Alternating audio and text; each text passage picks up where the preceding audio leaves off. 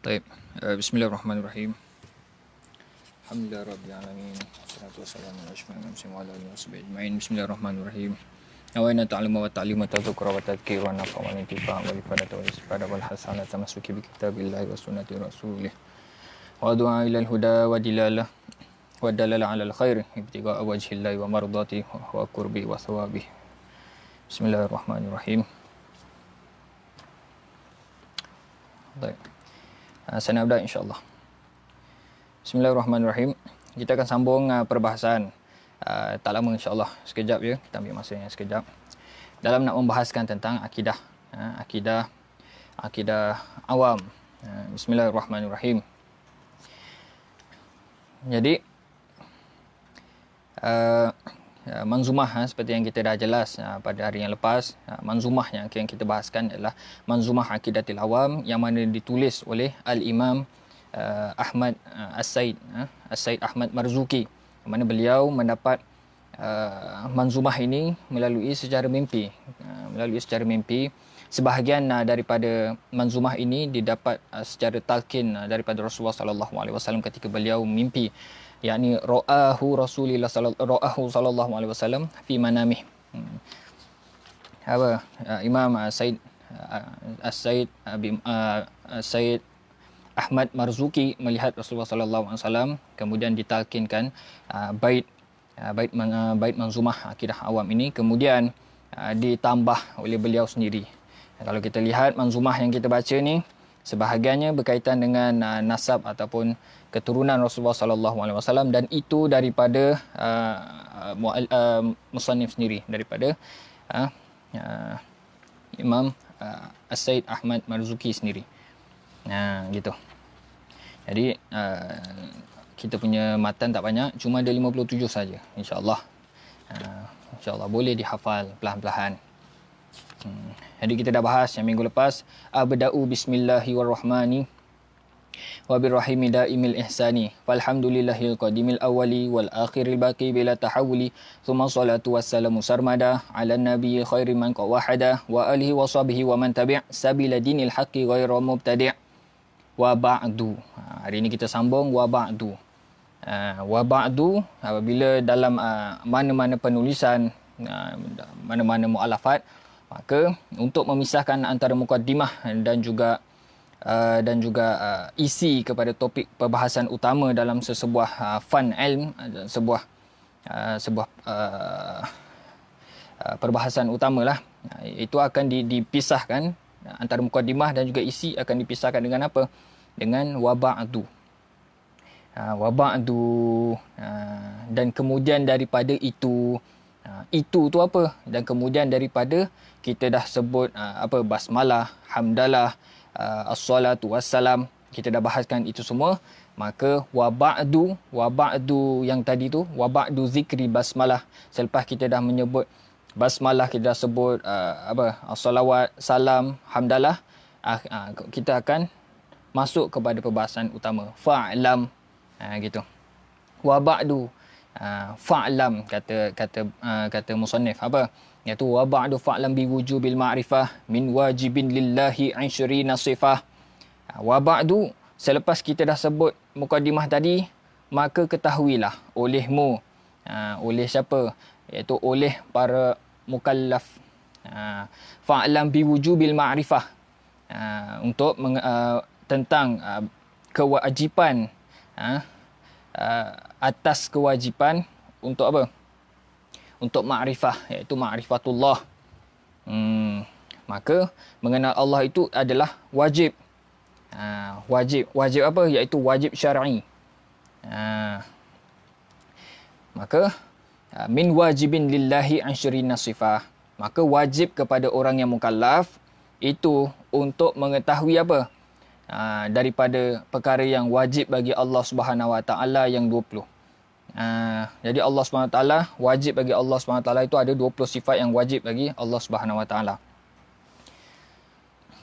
Walaupun bait ini nampak macam ringkas, tetapi itu telah mencakupi segala perbahasan daripada daripada segi hukum, pembahagian hukum, Iaitu di sini dibahagikan, iaitu dalam biwujubil ma'rifah, wa ba'du fa'lam, iaitu apa, tayaqan, iaitu yakinilah, fa'lam, iaitu digunakan dengan kalimah ilm, iaitu apa, membawa maksud kepada yakin. Maka yakinilah, maka bukan sekadar tahu tetapi dengan yakin, biwujubil ma'rifah, fa'lam biwujubil ma'rifah. Wajib kat situ ialah wajib syar'i. Gitu. Jadi kata Said Muhammad Alawi Al-Makki dalam kitabnya, beliau juga ada mensyarahkan selain daripada Imam Nawawi Banten, daripada orang Banten, Imam Nawawi Bantani mensyarahkan dalam kitabnya Nurul Zalam. Selain daripada beliau juga Said Muhammad Alawi Al-Makki juga ada mensyarahkan, iaitu dalam Jala'ul Afham. Baru-baru ni keluar cetakan yang terbaru. Jala'ul Afham. Itu katanya apa? Ma'rifah di sini adalah haqiqatul ma'rifah. Iaitu al-jazmul muafiqul lil haqqi an dalilin wa laysa bitaqlidin. Maka di sini juga dibahaskan tentang hukum bertaklid. Gitu. Nanti kita bahaskan apakah hukum bertaklid. Maka di sini hendaklah kita ni makrifah dengan dalil. Maka tak memadai, la yakfi. Tak memadai sekiranya kita ni beriktikad bahawa Allah Subhanahu Wa Taala dengan sifat-sifat Allah tanpa mengetahui dalil. Itu nanti dibahaskan hingga mencecah 6, dikumpulkan terdapat 6 pandangan, 6 pendapat. Gitu. Jadi yang perlu kita tahu iaitu untuk nak melepaskan orang awam, dan ini kita baca ni ialah akidatul awam, iaitu untuk melepaskan orang awam daripada taklid, iaitu perlu tahu dalil, sekurang-kurangnya dalil jumli ataupun dalil ijmali. Mesti tahu dalil ijmali. Kata Imam Bajuri, dalam Tahqiqul Maqam ala Kifayatil Awam, itu menerangkan lagi tentang perkara ni, iaitu katanya apa, dalil ijmali itu macam mana kita nak tahu sesuatu dalil itu dalil ijmali dan ataupun dalil tafsili. Dalil ijmali adalah apabila dia ditanya ataupun seseorang itu ditanya tentang apakah Allah itu wujud, maka dia akan menjawab, ya, Allah itu wujud. Apakah dalil Allah itu wujud? Adanya kita, maka adanya Allah. Dalil Allah itu wujud dengan bukti bahawa adanya kita, maka wujudlah Allah. Buktinya Allah itu wujud adalah adanya kita. Itulah dalil ijmali. Dalil ijmali. Dan kata Imam Bajuri lagi, dan yang membezakan dalil ijmali dengan tafsili adalah dalil ijmali ini masih lagi belum dapat menangkis sebarang syubhat. Tetapi dia i'tikad dengan jazam dalam hati dia bahawa Allah SWT itu wujud. Dia pergi masjid hari-hari. Apabila orang tanya, dia boleh jawab. Dia kata, bukti Allah itu wujud adalah wujudnya kita, wujudnya sekalian alam semesta. Maka itulah dalil wujudnya Allah. Maka itu sudah memadai. Sudah memadai. Tetapi, apakah yang membezakan tafsili dengan ijmali? Iaitu dalil ijmali ni dalil secara umum. Adapun dalil yang secara detail ataupun tafsili itu bukanlah fardu ain ataupun wajib syar'i kepada setiap mukallaf, tetapi itu ialah wajib kifai saja. Itu ialah bagi golongan yang khusus, maka dia wajib untuk mengetahui. Apatah lagi talibul ilm. Taib. Jadi di situ kita boleh lihat bahawa Imam Bajuri agak menjelaskan tentang perkara ini, tentang berkaitan dengan ma'rifatul dalil ijmali dan juga dalil tafsili. Gitu. Dan apakah hukum orang yang bertaklid? Adakah selamat akidah dia? Adakah dia selamat daripada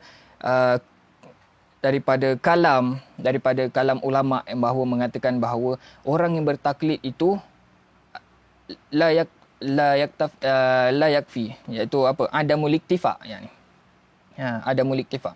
Iaitu iman dia tu tak iaitu i'tiqadnya itu tidak memadai dengan hanya tanpa mengetahui dalil. Dia mengikut tanpa mengetahui dalil. Contohnya mak ayahnya Islam. Kemudian dapat anak, dia Islam lah. Maka i'tiqad dia tu mengikut i'tiqad ayahnya, mengikuti i'tiqad atuknya, keturunannya. Maka di situ kata sebahagian ulama, iman orang yang bertaklid, taklid tu apa? Iaitu al-akhdhul qaul min ghairi hujjah, ataupun tanpa ada dalil, min ghairi adamu dalil, maksudnya tanpa ada dalil. Jadi kalau mengambil kalam tanpa ada dalil, tanpa mengetahui dalil, itu namanya bertaklid. Maka orang yang bertaklid, ada sebahagian ulama mengatakan bahawa tak cukup sekadar bertaklid. Itu. Hatta kata Imam Ibrahim Laqani dalam membuat manzumah juga, seperti Imam Said Ahmad Marzuki ada manzumah Aqidatul Awam. Kemudian nanti Imam Ibrahim Laqani ada juga membuat manzumah Jauharatut Tauhid, manzumah Jauharatut Tauhid. Katanya apa? Iz kullu man qallada fit tauhidi imanuhu lam yakhlu min tardidi. Imannya tu iz kullu man qallada fit tauhidi, setiap orang yang tak bertaklid dalam iz kullu man qallada fit tauhidi, di dalam bab akidah tauhid, iz kullu man qallada fit tauhidi imanuhu lam yakhlu min tardidi. Fa fihi ba'dul qaumi yahki khulafa wa ba'duhum haqqaqa fihil kashifa. Maka itu kata Imam Ibrahim Laqani dalam manzumah beliau. Itu rumusan kepada masalah taklid. Mana disyarahkan kemudian oleh Imam Bajuri. Itu dibahagikan menjadi 6 kumpulan. 6 kumpulan. Boleh kita lihat di mana-mana. Gitu. Di mana-mana syarah juga menyebutkan 6 golongan ini. Hatta di Imam Dardir sekalipun menyebut. Jadi siapakah orang yang wajib untuk tahu dalil ini? Iaitu apabila kita lihat, maka orang yang wajib tahu dalil ialah orang yang mukallaf. Orang yang mukallaf ni apa? Iaitu salamatul hawas wa bulughud da'wah. Salamatul hawas maknanya orang ni orang yang wajib untuk mengetahui ma'rifatullah ini, yang mana kalau dia tak tahu dia berdosa, itu adalah siapa? Itu orang mukallaf. Mukallaf ni apa? Mukallaf ialah orang yang al-baligh. Yang pertama al-baligh, dia dah balik. Yang kedua al-balighul aqil. Kemudian dia al-aqil, dia berakal. Maka kalau dia dalam keadaan yang tidak berakal, maka tak wajib untuk dia ma'rifatullah. Bahkan segala ibadah dia pun tidak dikira. Sebab ini kita dalam permasalahan wajib syar'i. Maka hukum syarat tak jatuh ke atas orang yang ghairu mukallaf ataupun orang yang tidak berakal. Bahkan kalau dia berpuasa, batal puasa dia, kan, walaupun gila sekejap. Maka orang yang tidak berakal itu maka dia diangkat. Begitulah juga fenomena yang mana orang berada dalam keadaan yang fana ilallah. Maka ketika itu kalam yang keluar daripada mulut mereka itu kita tidak jatuh kepada hukum syar'i sepatutnya, kerana mereka itu sedang gila, mabuk kepada Allah, hingga keluar daripada mulutnya kalam-kalam yang tidak difahami oleh orang yang tidak berada di makam tersebut. Bahkan boleh dijatuhkan kafir sekiranya diambil kalam tersebut secara zahir. Maka perlu ditilik semula. Apakah kalam itu keluar ketika dia sedang berada dalam keadaan yang macam mana? Gitu. Taib. Jadi orang yang mestilah al-aqil, mestilah al-balighul aqil, kemudian salamatul hawas, bulughud dakwah. Sampai pada bulughud dakwah, dia sampai padanya dakwah. Islam sampai ke tempat dia. Kemudian salamatul hawas. Kata Imam Nasafi dalam matan Nasafiyah, Aqaidin Nasafiyah. Katanya apa? Al-hawasul khams. Yang pertama apa? As-sam'u wal basaru wasyammu as-sam'u wal basaru wasyammu wal lamsu wadh-dhauqu. Itu ada 5. Itu panca indera tu ada 5.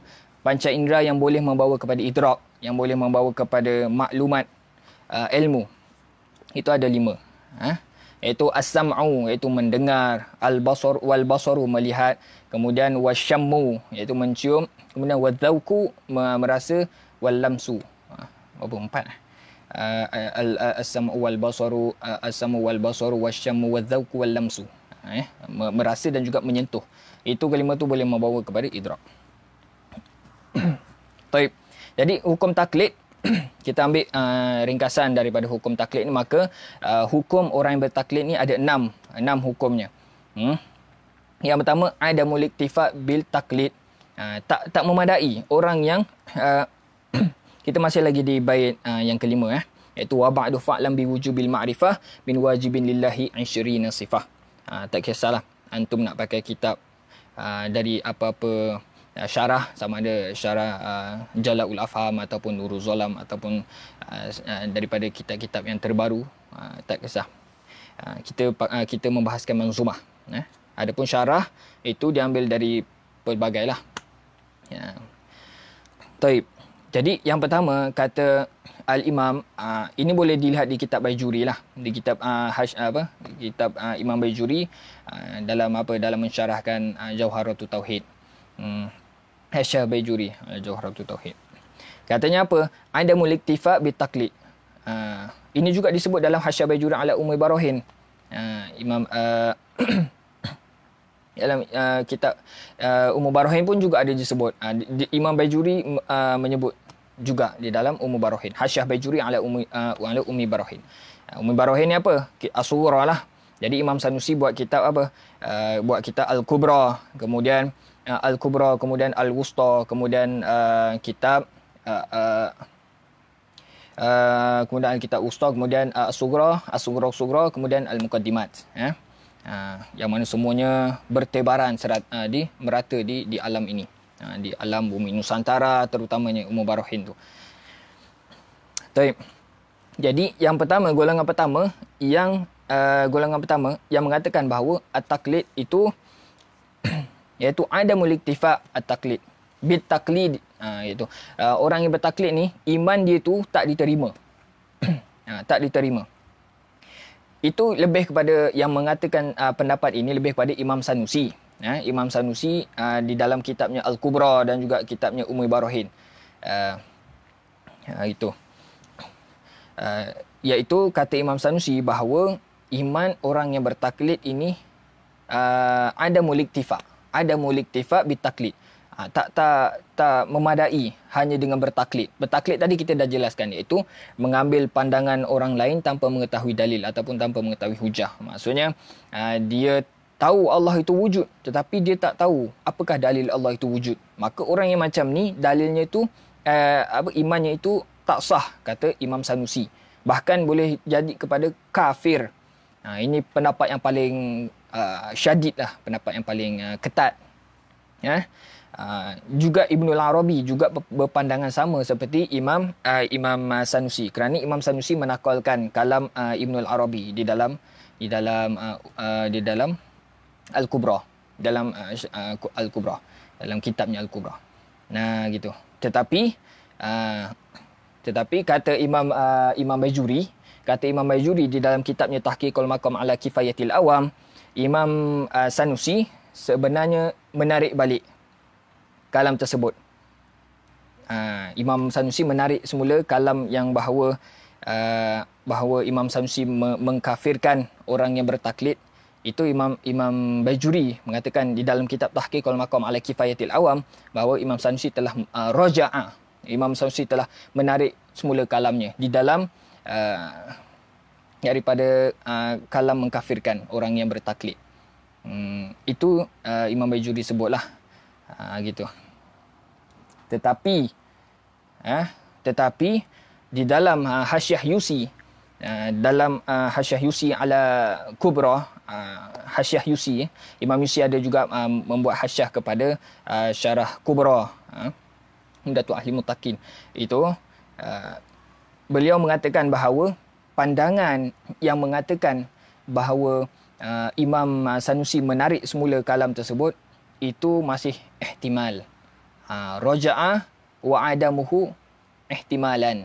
Itu apa? Masih lagi ihtimal, masih lagi menjadi ulama masih lagi dalam pencarian. Tetapi ada yang mendapati bahawa di dalam mukaddimat disebut bahawa Imam Sanusi berpandangan bahawa tidak jatuh kafir ataupun orang yang bertaklid itu masih sah lagi iman dia. Nah gitu, itu sedikit perbahasan berkaitan dengan pandangan yang agak kontroversi macam itulah. Tapi itu pun kepentingan kalam seperti ini, yang berat seperti ini adalah membawa kepada bahawa betapa pentingnya untuk kita mempelajari akidah ini, supaya orang-orang awam ataupun orang-orang daripada siapa pun yang beragama Islam tidak mengambil ringan dan tidak mengambil mudah akan perihal mengetahui dalil daripada akidah tauhid mereka. Yang pertama, adamul iktifa bitaklid. Yang kedua, al-iktifa bitaklid ma'al isyan in kana ahliyatun nazar. Boleh memadai, maksudnya memadai taklidnya, tetapi dia berdosa sekiranya dia ialah ahliyatun nazar. Maksudnya dia boleh pergi menuntut ilmu tapi dia tak nak pergi menuntut ilmu. Nah, orang macam ni itu dia berdosa. Berdosa tetapi tidak kafir, seperti pendapat yang pertama tadi yang berat. Gitu. Tadi yang Ibnul Arabi tadi tu bukan Ibnu Arabi Muhyiddin Ibn Arabi. Bukan Muhyiddin Ibn Arabi As-Sufi yang tu. Yang buat Futuhat Makkiyah, bukan yang tu. Tapi Ibnul Arabi, Al-Faqih Al-Maliki tu. Ibnul Arabi, bukan Ibnu Arabi. Okey. Jadi pandangan yang kedua ni iaitu apa? Al-iktifa'u bi taklid ma'al isyani mutlaqan. Iaitu apa? Memadai. Maksudnya orang yang bertaklid ni masih lagi sah iman dia.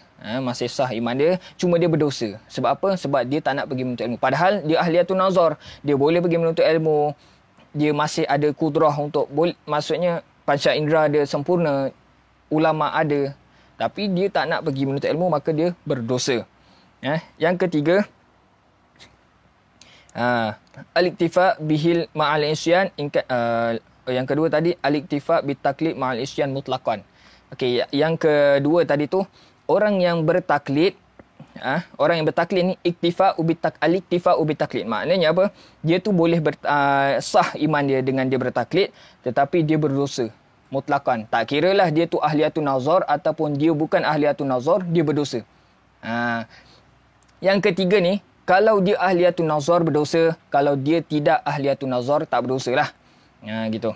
Ahliyatun nazar ni apa? Maksudnya dia ada kemampuan untuk pergi menuntut ilmu. Akal dia sempurna, panca indera dia sempurna, tapi dia tak nak pergi menuntut ilmu, maka di situ berdosa. Tetapi kalau dia cacat, dia tak ada pendengaran, tak ada penglihatan, tak boleh bercakap, bisu, itu tidak berdosa. Pendapat ketiga ni lebih ringan daripada pendapat yang kedua. Pendapat kedua kata apa tadi? Tak kiralah ahliyatun nazar ataupun tidak. Tak kira sama ada akal dia sempurna ataupun tidak. Kalau dia tak tahu dalil, dia berdosa.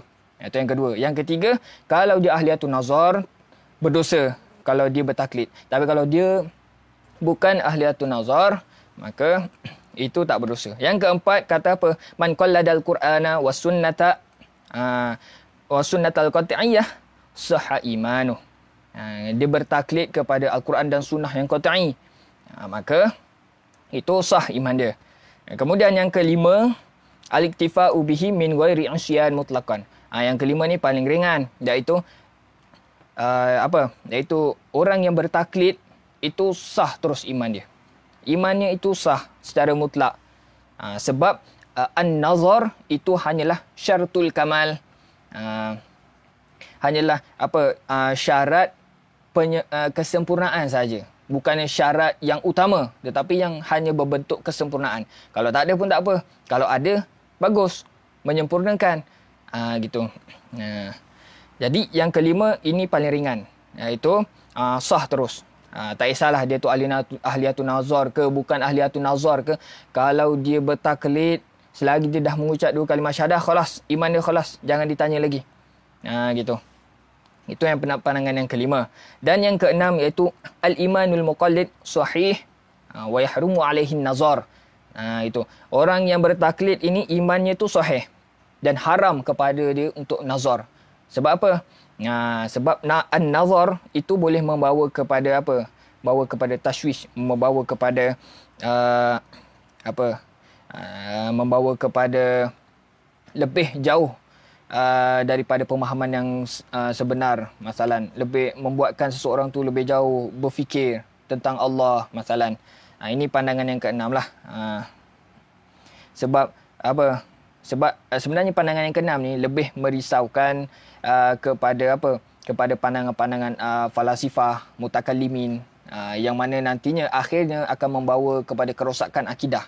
Bahkan Imam Dardir sendiri dalam kitab Kharidah, Syarah Kharidah sendiri pun mengatakan bahawa betapa bahayanya belajar falasifah, mempelajari ilmu falsafah, kerana itu tidaklah menambah ilmu melainkan hanya menambah goncangan pada keimanan saja. Tetapi itu sekiranya bukan ahlu takhasus. Maka kalau orang awam kita pergi sebarkan maklumat ilmu tentang falsafah, maka sebenarnya kita dah merosakkan orang awam. Tak boleh.